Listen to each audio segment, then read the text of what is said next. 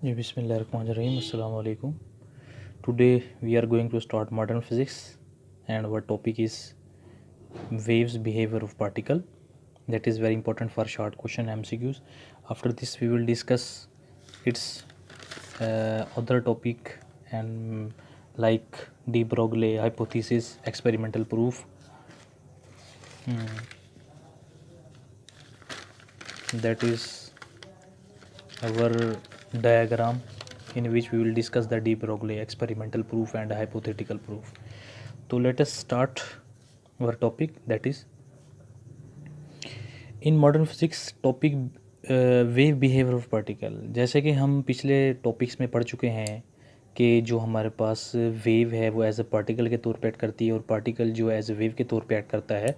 तो इसमें हमने यहाँ पर यही डिस्कस करना है. It means to say that कि डुअल नेचर हमने डिस्कस करना है. डुअल नेचर ऑफ वेव भी डिस्कस करना है, डुअल नेचर ऑफ पार्टिकल भी डिस्कस करना है. तो ज़रा यहाँ पर देखें, as from the wave behaviour of particle. इन वेव बिहेवियर ऑफ पार्टिकल का मतलब ये है कि पार्टिकल वेव की तरह बिहेव करेगा. We have learn from the previous knowledge. हमने प्रीवियस नॉलेज में पढ़ चुके हैं बात कि जो रेडिएशन है वो उसके डुअल नेचर होती है. मीन्स के particle behave as a wave. अब wave behave as a particle भी करता है. अब वेव एज अ पार्टिकल के तौर के ऊपर कैसे बिहेव करेगी, यानी वेव जो है पार्टिकल के तौर पे कैसे बिहेव करेगी और जो पार्टिकल है वो एज अ वेव के तौर पे कैसे बिहेव करेगा, इनको हमने आज डिस्कस करना है और उसके साथ हमने एक्सपेरिमेंट भी करना है. तो देखें ज़रा, इसमें जो हमारे पास वेव का बिहेवियर है, यानी वेव जो हमें कैसे पता लगेगा कि ये वेव है. जब कभी भी एक्सपेरिमेंट में इंटरफेरेंस हो रही हो, डिफ्रैक्शन हो रही हो, तो ये सारी किसकी प्रॉपर्टी है? वेव्स की प्रॉपर्टी है. और पार्टिकल प्रॉपर्टी कौन सी होती है? पार्टिकल प्रॉपर्टी में मीन्स टू से दैट हमारे पास एक फोटोइलेक्ट्रिक इफेक्ट जो हम पीछे पढ़ चुके हैं, कॉम्पटन इफेक्ट हो गया और ब्लैक बॉडी रेडिएशंस, ये सारी जो हैं डिस्कस करती हैं. किसको डिस्कस करती हैं बेटा? इसमें हमने फोटोइलेक्ट्रिक इफेक्ट में, कॉम्पटन इफेक्ट में और जो ब्लैक बॉडी रेडिएशंस में, रेडिएशंस को हमने क्या किया था? यूज़ किया था. लेकिन वो बिहेवियर कैसे दे रही थी? पार्टिकल का दे रही थी. ठीक है. तो अब हमने ये सब चीज़ें डिस्कस करनी है. अब इसको मज़ीद अगर मैं एक्सप्लेन करके बताऊँ तो वो कुछ इस तरह से होगा कि हमारे पास जो है आप ये बातें पीछे आपको बता चुका हूँ कि इन क्वांटम थ्योरी में जो फोटोन होता है वो एज अ पार्टिकल के तौर पे एक्ट करता है, यानी स्मॉल एनर्जी पैकेट जिसे हम कहते थे, डिस्क्रीट फॉर्म में होता है. तो ऊपर वाला जितने भी हमने ये भी मैंने आपको बातें बताई हैं उससे हमें ये पता लगता है कि जो हमारे पास from above discussion we see that the electromagnetic waves has the dual nature, wave as well as the particle. Similarly wave nature of particle like photons, electrons, यानी हमारे पास जो photons हैं, electrons हैं और उसके अलावा आप न्यूट्रॉन्स भी कह सकते हैं, ये सारे के सारे हैं तो पार्टिकल्स जिसे हम कहते हैं कि एटॉमिक पार्टिकल्स या basic particles of an atom. वो सारे के सारे कैसे एक्सपेरिमेंटली प्रूफ हो चुके हैं कि वो पार्टिकल्स एज अ वेव के तौर पर एक्ट करेंगे और वेव एज अ पार्टिकल के तौर पर एक्ट करेगी. ओके. तो ये था हमारे पास शॉर्ट क्वेश्चन एमसीक्यूज़ के लिए. मैंने प्रीवियस टॉपिक वाली बातें ही थी. तो अब हमने जो है इसको नेक्स्ट जो डिस्कस करना है वो हमने डिस्कस करना है जी डी ब्रोगले हाइपोथेसिस, जिसे डी ब्रोगली या डी ब्रोगे भी कहते हैं. 1924 में डी ब्रोगले ने एक हाइपोथेसिस पेश किया था. यानी उसने ये बात बताई थी कि हमारे पास कि रेडिएशंस जो हैं और मैटर जो है, यानी जिसे पार्टिकल्स कहते हैं, वो आपस में इंटरचेंजेबल हैं, यानी इंटर कन्वर्टेबल. जिसे हम इंटर कन्वर्ट का मतलब ये है कि वेव्स हमें पार्टिकल नेचर देता है और पार्टिकल जो है वो ऐसे वेव नेचर देती है. It means to say that कि E is equal to M C square. अब ई से क्या है? एनर्जी. एम से, ये आइंस्टाइंस की फेमस इक्वेशन है, is equal to M C square. तो उसने जो हाइपोथेसिस पेश किया था एक्चुअली वो दो बातों पे डिपेंड करता था. पहली पार्ट क्या था कि मैटर यानी कि जो पार्टिकल्स हैं behave as a wave when it travel, यानी पार्टिकल जब मूव करके जा रहा होता है तो वो कैसे एक्ट कर रहा होता है? एज अ वेव के तौर के ऊपर. ठीक है. ये हमने डिस्कस कर चुके हैं. किस में डिस्कस कर चुके हैं? ये हम प्रीवियस टॉपिक्स में सारी बातें डिस्कस कर चुके हैं. उसके बाद matter behave as a particle. Matter as a particle भी एक्ट करता है और मैटर एज अ वेव भी एक्ट करता है. व्हेन इट कुलियन, जब कुलियन होगी, यानी जब जाकर किसी भी मेटल से जाकर इलेक्ट्रॉन टकराएगा तो वो हमें क्या बताएगा? ये हमें सारी बातें बताएगा. जो हमने कॉम्पटन इफेक्ट है या हमने पीछे जो है वो फोटो इलेक्ट्रिक इफेक्ट है, ये सारी बातें जो हमने डिस्कस की हुई हैं, इन सब में जो है क्या नाम है इसका, हम ये सब बातें डिस्कस कर चुके हैं कि वेव एज अ पार्टिकल के तौर पर वेव एज अ पार्टिकल तौर पर डिस्कस की थी और पार्टिकल एज अ वेव के तौर पर भी डिस्कस की थी. तो यहाँ पर ट्रैवल का मतलब ये है कि जब कोई पार्टिकल मूव करके जा रहा होता है तो वो कैसे एक्ट करेगा? एज अ वेव के तौर पे, एज वेव व्हेन ट्रैवल. और जब वो पार्टिकल कुलियन करेगा तो वो क्या कहलाएगा, पार्टिकल बिहेवियर होगा हमारे पास, ठीक है, एज अ मैटर जिसे हम कहेंगे। तो ये था डी ब्रोगली का हाइपोथेसिस, ठीक है। अच्छा, अब इसकी मैथमेटिकली फॉर्म जो है वो हमने प्रूफ करके देखनी है कि वो मैथमेटिकली फॉर्म कैसे है। अब वो मैथमेटिकली फॉर्म वेरी इंपॉर्टेंट है क्योंकि एमसीक्यूज में भी आ सकती है, शॉर्ट क्वेश्चन में भी आ सकती है।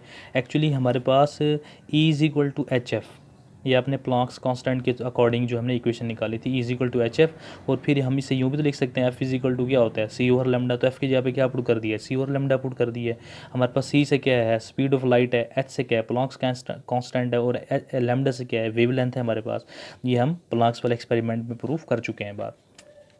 फिर मैंने आपसे कहा है कि ये जो हाइपोथेसिस है डी ब्रोगले का, वो आइंस्टाइन्स के बेस पर है। और आइंस्टाइन्स की क्वेश्चन क्या थी, is equal to M C square. और सी को मैं डबल करके लिख सकता हूँ ऐसे, कैसे बोला, यानी कि हमने E is equal to M C into C, क्योंकि सी का स्क्वायर हो जाएगा। अच्छा, अब ज़रा गौर कर देखें, ये एम सी क्या है, एम से मैस है, सी से स्पीड है, स्पीड ऑफ लाइट। इस सी को आप वी भी लिख सकते हैं, एम वी। तो वी की जगह पे क्या पुट कर दिया, सी। तो आपने पढ़ा था मैकेनिक्स में, पी इज इक्वल टू क्या होता है, एम वी होता है। तो इसका मतलब यहाँ पर मैं क्या पुट कर दूंगा, पी पुट कर दूंगा। तो इक्वेशन नंबर 2 मेरे पास क्या बन जाएगी, E is equal to P C. P से क्या होगा, मोमेंटम, और सी यही वाला आ गया सी। इस पूरे की जगह पर क्या पुट कर दिया, पी पुट कर दिया। अब इस इक्वेशन को और जो इक्वेशन नंबर ये है, इन दोनों को कंपेयर कर लें, दोनों में एनर्जी है। तो जाहिर सी बात है, सी से सी क्या हो जाएगा, कैंसिल आउट हो जाएगा, H over lambda is equal to P हो जाएगा। या आप इसे यूँ भी राइट कर सकते हैं, इसे उठा के यहाँ पे ले आए, इसे उठा के यहाँ पे ले आए, तो क्या हो जाएगा, lambda is equal to H over P. That is equation number 1। अब इससे हमें क्या रिजल्ट मिला, ज़रा गौर करके इसी पॉइंट को समझिए, that is very important equation, कि P जो है वो एम वी होता है। M V means to say that mass and velocity. और बेटा मैस, और मैस तो किसका होता है, पार्टिकल का होता है।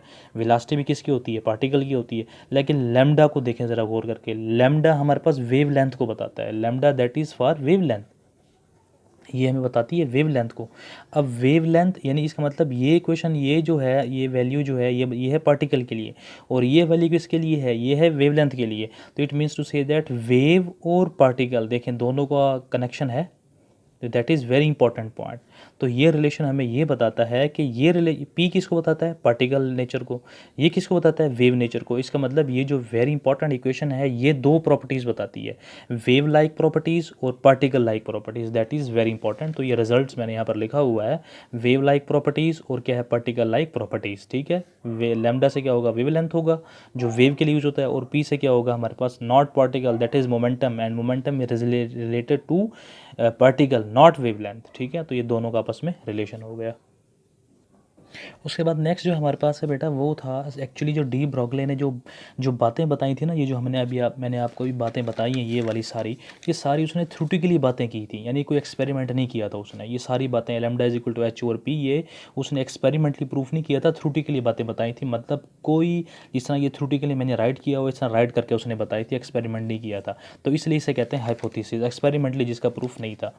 तो असल में इसको फिर एक्सपेरिमेंटली प्रूव करने के लिए दो साइंटिस्ट थे हमारे पास ना, जिसे हम कहते हैं testing of D Broglie hypothesis, जिसमें हमारे पास जो था, एक था डेविसन और एक जर्मर, ठीक है। ये दोनों यूएस के रहने वाले थे, और उसके अलावा जीपी थॉमसन भी था, वो इंग्लैंड में था, ठीक है। इन्होंने 1927 में इन्होंने एक्सपेरिमेंट किया था। एक्सपेरिमेंट के करके जो थ्योरी पेश की थी, यानी हाइपोथेसिस जो पेश किया था डी ब्रोगले का, डेविसन, जर्मर, और उसके बाद जो जीपी थॉमसन और उसका जो बेटा था जीपी थॉमसन, जो जे थॉमसन का बेटा था, ठीक है। ये एक्सपेरी में मतलब इन्फॉर्मेटिव डाटा बता रहा हूँ। 1906 में उसे नोबेल प्राइज़ भी मिला था। 1906 में नोबेल प्राइज़ मिला था जे थॉमसन को, इस वजह से कि उसने कहा था कि इलेक्ट्रॉन एज अ पार्टिकल के तौर पे एक्ट करता है, ठीक है।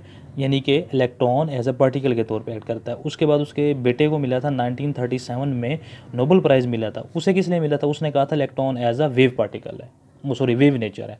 तो दोनों बातें बता दी ना, पार्टिकल एज अ, जो इलेक्ट्रॉन है वो एज अ पार्टिकल के तौर पे एक्ट करता है, इलेक्ट्रॉन एज अ वेव के तौर पे एक्ट करता है। तो बाप बेटों दोनों क्या मिला था, नोबेल प्राइज़ मिला था। ये थ्योरी मैंने आपको यहाँ पर बताई हुई है, एक बार स्क्रीनशॉट भी आप लेके इसको देख सकते हैं।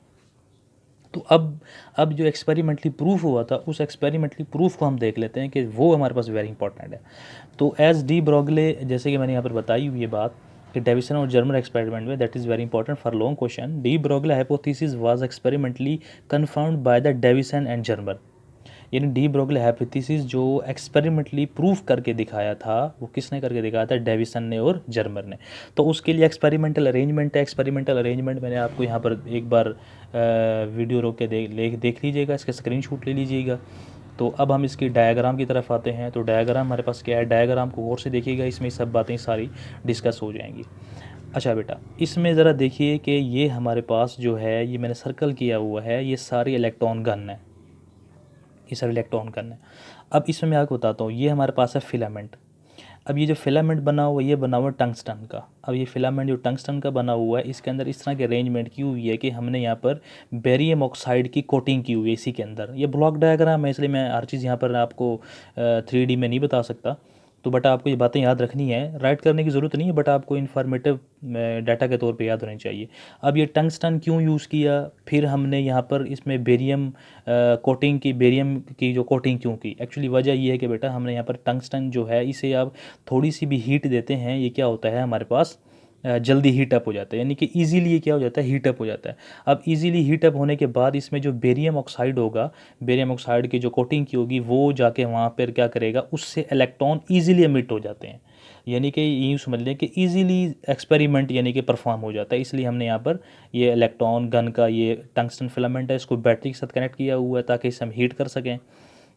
उसके बाद ये रेजिस्टेंस लगाई, जिसे मैं रियोस्टेट कह रहा हूँ, यानी कि मतलब रेजिस्टेंस की वैल्यू को आप क्या कर सकते हैं, चेंज कर सकते हैं। उसके बाद ज़ाहिर सी बात है, हमने यहाँ पर पोटेंशियल, वेरिएबल पोटेंशियल है, वो वेरिएबल यानी पोटेंशियल की वैल्यू को आप क्या कर सकते हैं, चेंज कर सकते हैं। और पोटेंशियल की वैल्यू को, पोटेंशियल डिफरेंस की वैल्यू को चेंज करेंगे, डेल्टा वी होगा। और ज़ाहिर सी बात है, कितना चेंज हुआ उसको भी तो देखना है ना हमने। एक्सपेरिमेंट में एक एक चीज़ को ऑब्जर्व किया जाता है, एक एक पॉइंट को ऑब्जर्व किया जाता है, क्योंकि इससे फिर नई प्रिडिक्शंस मिलती हैं। तो ये हमारे पास वोल्ट मीटर है ताकि हमें पता लग सके कि कितने जो है वो वोल्टेज प्रोवाइड हो रहा है। ये एरो का मतलब ये है कि दैट इज़ द वेरिएबल, मतलब इनको हम चेंज कर सकते हैं, इनको हम ओके। उसके बाद फिर हमारे पास है ये anode. Anode means to say that is connected with a highly positive charge. Electron पे नेगेटिव होता है, यहाँ पर क्या होता है, पॉजिटिव, जिसे आप एक्सेलरेटर भी कहते हैं, यानी इलेक्ट्रॉन्स को एक फाइन बीम में क्या कराएगा, मूव कराएगा, फाइन बीम में मूव कराएगा। ये टारगेट मटेरियल है जो क्या पड़ा हुआ, निकल। अच्छा, यहाँ पर हमने निकल ही क्यों यूज़ किया, इसके बारे में बताता हूँ। निकल के अंदर ये जो एटम्स की अरेंजमेंट्स होती है ना, वो बड़ी फाइनली अरेंजमेंट्स होती है, यानी कि यूँ समझ लें कि वैसे गोल्ड और इसके अलावा बहुत से हमारे पास मेटल्स हैं या बहुत सी चीज़ें हैं जिसे हम यूज़ कर सकते हैं, बट हम निकल को इसलिए यूज़ कर रहे हैं क्योंकि इसमें जो अरेंजमेंट्स होती है एटम्स की या इलेक्ट्रॉन्स जो होते हैं, वो बड़ी fine arrangement, best quality arrangements होती है। अच्छा, उसके बाद उसके बाद क्या होगा, ये हमारे पास जो है एक डिटेक्टर है। इस डिटेक्टर के अंदर मैं आपको बताता चलो, यहाँ पर शो नहीं की मैंने बात। इस डिटेक्टर के अंदर हम इस डिटेक्टर के ज़रिए करंट को भी डिस्कस करेंगे और एंगल वगैरह को भी डिस्कस करेंगे, यानी कि ऐसा डिटेक्टर है जो मूव कर रहा है, यानी कि देखें आप सर्कुलर पाथ होगा, एंगुलर वेलोसिटी के साथ मूव कर रहा होगा ऐसे ऐसे डिफरेंट पॉइंट के ऊपर। अब ये कैसे मूव करेगा, अब मैं आप इसकी वर्किंग बता देता हूँ। मैंने आपको नोट्स प्रोवाइड किए हुए हैं, तो वर्किंग मैं आपको बताता चलता हूँ कि जैसे ही बेटा यहाँ से इलेक्ट्रॉन्स की फाइन बीम निकलती है, तो वो इस फॉर्म में निकलती है, यानी कि यूँ समझ लें कि ऐसे एक एक उसमें नहीं होती, यानी कि यूँ समझ लें कि एक सिमिलर वे में नहीं होती, यूनिफॉर्म में नहीं होती। हमने क्या लगाया है कि यहाँ पर लगा दिया एक एनोड, यानी यहाँ से एनोड से जब जैसे ये पास होंगे तो एक एक गन जैसे जैसे कि फायर करते हैं ना, फायर करते हुए एक एक बुलेट निकलती है, एक यूनिफॉर्म स्पीड से जा रही होती है। तो यहाँ पर भी हमारे पास क्या होगा कि यूँ समझ लें, चले मैं आपको एक बेहतरीन एग्जाम्पल ले दूँ, पानी का पाइप ले लें। अगर पानी का पाइप को आप क्या नाम है इसका ऐसे ही छोड़ दें, ये यहाँ से अगर बिलफर्ज पानी का पाइप ऐसे प्रेस करें अगर आप, तो क्या होगी, एक धार से नहीं निकलेगी, और वो स्ट्रीम लाइन जिसे कहते हैं स्ट्रीम, तो धार निकलेगी और वो एक रेगुलर पाथ में जाएगी। यानी कि इसी तरह से यहाँ पर भी क्या है, यूनिफॉर्म पाथ में इलेक्ट्रॉन्स बीम निकलेंगे और जाकर टारगेटेड मटेरियल जो निकल का है उस पर टकराएंगी। टकराने के बाद that is the incident wave, और ये फिर रिफ्लेक्ट हो जाएगी। रिफ्लेक्ट होने के बाद ये डिफरेंट एंगल्स पर रिफ्लेक्ट होगी, मिसाल के तौर पर यहाँ पर, यहाँ पर, यहाँ पर, यहाँ पर, यहाँ पर, अब डिफरेंट एंगल्स पर रिफ्लेक्ट हो रही होंगी। तो हमने इसको क्या कराना है, मूव कराना है। सपोज दैट पहले इस पॉइंट ए पे मूव कराया है, फिर बी पे मूव कराया है, फिर सी पे, फिर डी पे, फिर ई पे और एफ के ऊपर, यानी इससे हम क्या कर रहे हैं, मूव करा रहे हैं। किसको बोला, डिटेक्टर को। इस डिटेक्टर के ज़रिए हम क्या कर सकते हैं, करंट को मेजर करेंगे। अब सवाल पैदा होता है कि डिटेक्टर करंट कैसे मेजर करेगा, भाई इसके अंदर गैल्वानोमीटर भी लगा होगा। गैल्वानोमीटर क्या करता है, करंट को मेजर करता है। अच्छा, दूसरी बात इसमें ये बात बतानी थी आपको कि ये जो डिटेक्टर है ये करंट को बताएगा, यानी हमें पता लगेगा अगर करंट की वैल्यू ज़्यादा है, it means to say that ज़्यादा इलेक्ट्रॉन्स यहाँ पर गए हैं। अगर करंट की वैल्यू कम बता रहा है, it means to say that कि ए पॉइंट के ऊपर करंट की वैल्यू कम है, बी पॉइंट पे कम है, सी पॉइंट पे क्या करंट की वैल्यू ज़्यादा होगी। इसका मतलब यहाँ पर करंट की वैल्यू का मतलब ये है कि यहाँ पर ज़्यादा इलेक्ट्रॉन्स क्या निकलें, बाहर निकलें। अच्छा, याद रखिए रखिएगा, जब ज़्यादा इलेक्ट्रॉन्स बाहर निकलेंगे हम ग्राफिकली डिस्कस भी कर रहे होंगे इसको। वो जो ग्राफ है वो वेरी इंपॉर्टेंट होगा ग्राफ, उसी ग्राफ के ज़रिए हमें प्रूफ करनी है बात कि जो इलेक्ट्रॉन है वो वेव की नेचर रखता है, जो डी ब्रोगली ने हाइपोथेटिकली बताई थी, एक्सपेरिमेंटली जर्मर और डेविसन ने की थी। आपको पता होना चाहिए कि हम प्रूफ क्या करने जा रहे हैं इस पॉइंट में, ठीक है।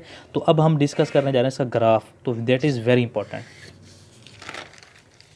जी। ये हमारे पास इसका फंक्शन या वर्किंग जो है वो मैं आपको बता चुका हूँ सारी बातें। इसमें आपको बताया कि इलेक्ट्रॉन जब मूव कर रहे होंगे तो उनकी काइनेटिक एनर्जी होगी, और काइनेटिक एनर्जी और इलेक्ट्रॉन का और वोल्टेज का जो रिलेशन था वो काइनेटिक एनर्जी प्रीवियस टॉपिक में बता चुका हूँ। अगर आपको नहीं याद तो मेरा प्रीवियस टॉपिक वाला वीडियो लेक्चर देख लीजिएगा। Kinetic energy is equal to Q V naught. Actually V naught हमारे पास पोटेंशियल है, और ई से मुराद क्या है, चार्ज, जिसे इलेक्ट्रॉन कहा हुआ है मैंने। और काइनेटिक एनर्जी का फार्मूला आपको पता है, हाफ एम वी का स्क्वायर होता है। ओके जो अब हम ये मैंने यहाँ पर आप इसकी स्क्रीनशॉट भी ले सकते हैं ताकि आपको थ्योरी में आसानी हो जाए। ओके अब हम चलते हैं किसके ऊपर, इसके ग्राफ के ऊपर। Now let's move towards the graphical explanation. अब ये ग्राफिकल एक्सप्लेनेशन शॉर्ट क्वेश्चन में भी आ सकती है, तो किस तरह से है एक्चुअली। अब इस बात को ज़रा समझिएगा, ये थ्योरेटिकली बातें जो यहाँ पर थ्योरी राइट की हुई है, इसको मैं आपको क्या करता हूँ, आपको मैं यहाँ पर एक्सपेरिमेंट यहाँ पर ड्राइव करके बता दूंगा बातें किस तरह से हुई। एक्चुअली मैंने आपको अभी बात बताई है कि हम लोग जो है क्या करते हैं, ग्राफ बनाते हैं। अब वो जो ग्राफ बनेगा वो जो ग्राफ बनेगा, याद रखिएगा बेटा, वो ग्राफ रेडियली ग्राफ बनेगा। रेडियली ग्राफ का मतलब क्या है, मतलब कि रेडियली ग्राफ, इस रेडियली ग्राफ का मतलब ये है कि इसमें एक्स एक्सिस वाई एक्सिस को डिस्कस नहीं करेंगे हम लोग, यानी इसमें एक रेडियस टाइप बनेगा। Radius type means to say that कि रेडियस किसका होता है, कर्व का होता है। मैकेनिक्स में पढ़ चुके हैं आप लोग, रेडियस हमेशा कर्व पाथ का होता है। तो यहाँ पर कुछ इस तरह से जो है ना वो हमारे पास रेडिएशंस मिलेंगी, और उन रेडिएशंस को हमने डिस्कस करना है। सपोज दैट के जो डिटेक्टर है वो यहाँ से लेके यहाँ तक एंगल को डिस्कस करता है, दैट इज़ एंगल नंबर 1, फिर यहाँ से यहाँ तक, फिर यहाँ से यहाँ तक, फिर यहाँ से यहाँ तक, यानी कि यूँ समझ लें कि ये हमारे पास एंगल को डिस्कस किया जा रहा है। तो ये जो बिलफर्ज एक पहले ये था हमारे पास पॉइंट, फिर ये करंट की वैल्यू थी, फिर ये थी, फिर ये थी, फिर ये थी। तो इन पॉइंट्स को सब क्या कर देना हमने, मैच आउट कर देना। तो देखें कर्व पाथ नहीं बन गया है। तो इसलिए इसे क्या कहते हैं, graphical explanation, that is known as radial graph, क्योंकि कर्व पाथ बन रहा है हमारे पास। अच्छा मैं इसी को फर्दर एक्सप्लेन करने जा रहा हूँ हमारे पास। अब देखें कि सपोज दैट अगर मैंने यहाँ पर जो डिटेक्टर था, उस डिटेक्टर को मैंने पॉइंट ए पे मूव कराया था, यानी ये डिटेक्टर कहाँ पे था, पहले पॉइंट ए पे था। अब कोई ना कोई एंगल होगा, वो एंगल को डिस्कस करेंगे, करंट की वैल्यू को डिस्कस करेंगे, फिर पॉइंट बी पे मूव कराया, फिर ग्राफ बनाया हमने उसका, हमें ग्राफ मिला, एंगल को डिस्कस किया, करंट को डिस्कस किया, वोल्टेज को डिस्कस किया। उसके बाद पॉइंट सी पे है, पॉइंट डी पे, पॉइंट ई पर, पॉइंट एफ के ऊपर, ऐसे हम ऐसे मूव करते गए। तो जब एक ऐसा पॉइंट आया, एक्सपेरिमेंट करते हुए एक ऐसा पॉइंट आया कि जिसमें हमारे पास ग्राफ की जो वैल्यू है वो कुछ इस तरह से मिली, जो सबसे चेंज थी। अब ज़रा बात को समझें, जो डिटेक्टर मूव कर रहा था उसने जो उस टाइम जो हमारे पास पीक मिली ग्राफ की वो कुछ इस तरह से थी। सपोज दैट मैं कहता हूँ कि सी पॉइंट पर, यानी सी पॉइंट के ऊपर, यानी कि जैसे डिटेक्टर यहाँ पर पहुँचा तो हमें जो ग्राफ मिला वो इस तरह का मिला, इस तरह का। अब वो जो ग्राफ मिला बेटा, उस ग्राफ में हमने ये देखा कि उस टाइम जो वोल्टेज वेरी कर रहे थे वो कितनी थी हमारे पास, 54 वोल्ट। अच्छा उस वक्त जो एंगल डिटेक्ट किया हुआ था वो कितना था हमारे पास, 50 डिग्री। तो वोल्टेज कितनी थी हमारे पास, 54, और एंगल कितना बना, 50 डिग्री। हमने देखा कि ये पीक वैल्यू आ रही है, तो हमने जब ग्राफ बनाया वोल्टेज और इसके दरमियान, किसके दरमियान वाला, डिटेक्टर करंट के दरमियान, तो वो हमें ग्राफ इस तरह से मिला। इस ग्राफ को ज़रा गौर करके देखें तो ये हमारे पास मैक्सिमम वैल्यू को बताता है, जिसे पीक वैल्यू भी कहते हैं। अच्छा इसे हम मैक्सिमा भी कहते हैं। अच्छा अब यहाँ पर जो है, अगर इस पॉइंट को देखें और इस पॉइंट को देखें कि यहाँ पर हमारे पास यही यहाँ से लेके यहाँ तक एक ऐसा पॉइंट है जहाँ पर पीक वैल्यू मिल रही है। लेकिन यहाँ पर अगर इस तरफ जाएं तो क्या होती है, थोड़ी सी बढ़ती है फिर कम हो जाती है। अगर यहाँ पर जाएं थोड़ी सी बढ़ती है फिर कम हो जाती है, बढ़ती है फिर कम, यानी इस तरह से ग्राफ बनना मिलेगा हमें। ये ग्राफ जो है ये वेरी इंपॉर्टेंट था। अब ये ग्राफ कैसे इंपॉर्टेंट था, ये ग्राफ जो हमें मिला जब इलेक्ट्रॉन की स्ट्राइकिंग हो रही थी निकल के ऊपर, तो हमें ये वैसा ही ग्राफ मिला जैसा एक्सरे में मिला था। यानी एक्सरे डिफ्रैक्शन जब हमने की थी, एक्सरे क्या है, हमारे पास वेव है, उसका ग्राफ और उसका ग्राफ तकरीबन आपस में मिलता जुलता था। देखिए ज़रा यहाँ पर बताई हुई है, this look something similar to the diffraction pattern of X-rays. इसका मतलब ये हुआ, ज़रा बात को point to be noted, in this graph point to be noted, this graph is similar as the X-ray diffraction. तो ये एक्सरे वेव थी, यहाँ पर हमने पार्टिकल यूज़ किया, तो हमें ये ग्राफ ने बता दिया फिर कि जो पार्टिकल है उनकी नेचर एक्स रेज वाले ग्राफ वाले से आके मिलती है। तो यही चीज़ हमें हमारे पास क्या हो गई, प्रूफ हो गई। अब हमने क्या किया, फिर हमने जो है इसको एक्सपेरिमेंटली प्रूफ करने के लिए इसकी मैथमेटिकली फॉर्म, एक्सपेरिमेंटली तो प्रूफ हो गया, फिर हमने क्या की, इसकी मैथमेटिकली फॉर्म देखी। अब जब बेटा हमने इसकी मैथमेटिकली फॉर्म देखी तो इसे मैंने यहाँ पर हेडिंग दे के बताई है बात आपको कि वो क्या बताई है, experimental wavelength and de Broglie wavelength. यानी डी ब्रोगले ने जो वेवलेंथ निकाली थी थ्योरेटिकली वो देखनी है, और उसके बाद क्या देखनी है, एक्सपेरिमेंटल वेवलेंथ देखना है। अब इसमें ज़रा गौर करके देखें कि हमारे पास एक Bragg's law, lambda is equal to d sine theta, ये एफएससी का फर्स्ट ईयर का चैप्टर नंबर जो 9 है, डिफ्रैक्शन, ठीक है। डिफ्रैक्शन में हम लोगों ने ये डिस्कस किया हुआ है, आपको इसको याद करना है, lambda is equal to d sine theta.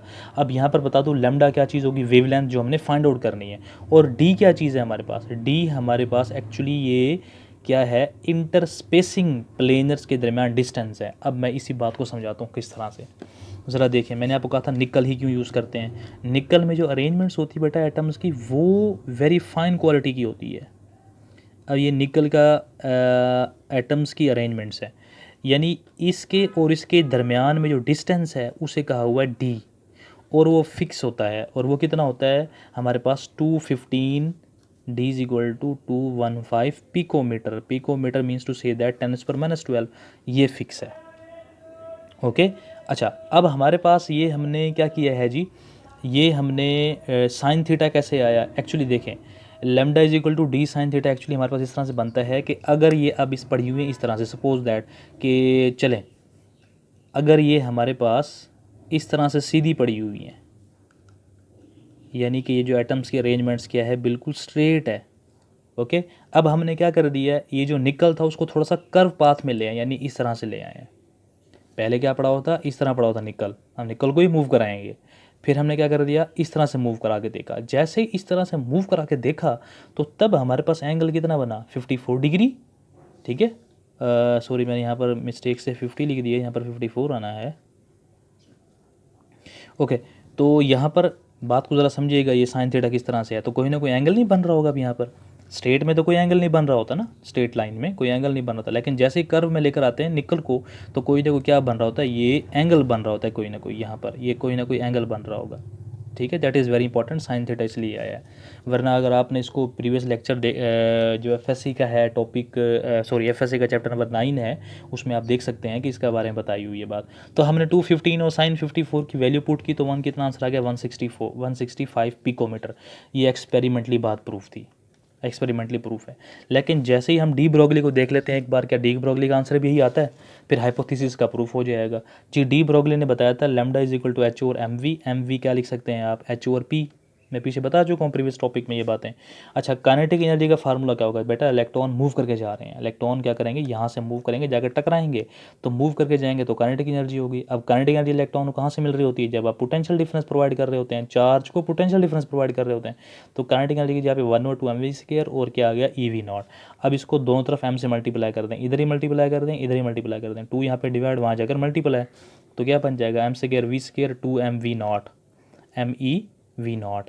अच्छा जी, ई से क्या होगा, चार्ज ऑफ इलेक्ट्रॉन होगा। अब इसका स्क्वायर रूट ले लेंगे तो ज़ाहिर सी बात है इधर अंडर रूट आ जाएगा, ये स्क्वायर रूट कट हो जाएगा। अब आपने क्या करना है, ये जो एम वी की वैल्यू है ये उठाकर इसकी जगह पर पुट कर देनी है, बस वैल्यूज पुट कर दें और आंसर आ जाएगा एच। अच्छा जी, प्लॉन्क्स कांस्टेंट की वैल्यू कितनी होती है, 6.6 × 10⁻34। 2 वैसे के वैसे, एम मैस ऑफ इलेक्ट्रॉन है और वो क्या होता है 9.1, चार्ज ऑफ इलेक्ट्रॉन 1.6, ई अच्छा जी V0 कितना निकला था 54। आई थिंक यहाँ पर थोड़ी सी मिस्टेक हो गई है, V0 54 थी हमारे पास, जी हाँ V0 54 थी, और यहाँ पर जो थीटा की वैल्यू वो 50 थी बेटा, sorry that is the mistake. Okay तो यहाँ पर हमने सब वैल्यूज़ को पुट किया, आंसर कितना निकला 166 पिकोमीटर। तो ज़रा गौर कर देखें इस पॉइंट को, 166 पिकोमीटर और यहाँ से एक्सपेरिमेंटली 165, तो तकरीबन बराबर नहीं निकल गई आकर। तो ये बात वाकई प्रूफ हो गई, जो थ्योरेटिकली बातें बताई थी डी ब्रोगली ने, वो वाकई प्रूफ हो गई बात कि एक्सपेरिमेंटली और ये आपस में क्या है, मैच करती हैं। तो this is from the B and D V C that they are very close values. ये क्लोज वैल्यूज़ हैं। एक्सपेरिमेंटली बात प्रूफ हो गई कि हाइपोथेटिकल जो बातें बताई थी डी ब्रोगले ने, वो क्या थी, बिल्कुल दुरुस्त साबित हुई थी। तो that is very important topic.